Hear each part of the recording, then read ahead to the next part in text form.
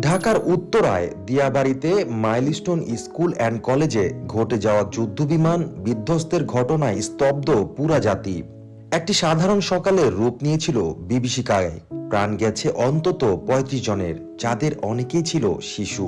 এই শোক কেবল বাংলাদেশের নয়, গভীরভাবে নাড়া দিয়েছে বিশ্ব ক্রীড়াঙ্গনকেও। প্রথমে এগিয়ে আসা লা লিগার বিখ্যাত ক্লাব এফসি বার্সেলোনা। ২৩ জুলাই ক্লাবটি তাদের অফিসিয়াল চিঠিতে জানায়, আমরা শোকাহত, ক্ষতিগ্রস্ত পরিবারগুলোর প্রতি জানাই আমাদের গভীর সমবেদনা। চিঠিটি পাঠানো হয় বাংলাদেশের বার্সা সমর্থকদের সংগঠন পেন গ্লাউগ্রানা বাংলা বার্সাদের ঢাকার কাছে। এরপর একইভাবে শোক জানায় ইংলিশ জায়ান্ট ম্যানচেস্টার ইউনাইটেড।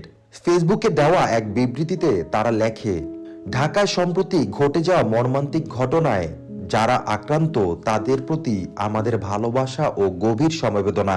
আমরা যাদের হারিয়েছি তাদের স্মৃতিতে আপনারা যেন শান্তিপূর্ণভাবে শোক পালন করতে পারেন, সেই প্রার্থনাই করি।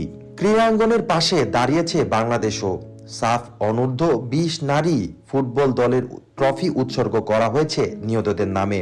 আর বিসিবি জানিয়েছে বাংলাদেশ পাকিস্তান টি-20-র টিকিট বিক্রির অর্থ যাবে দুর্ঘটনায় ক্ষতিগ্রস্তদের সহায়তায়।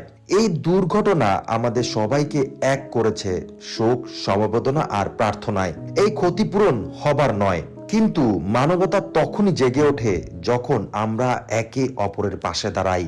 Moinul Hossain, ultimate sports.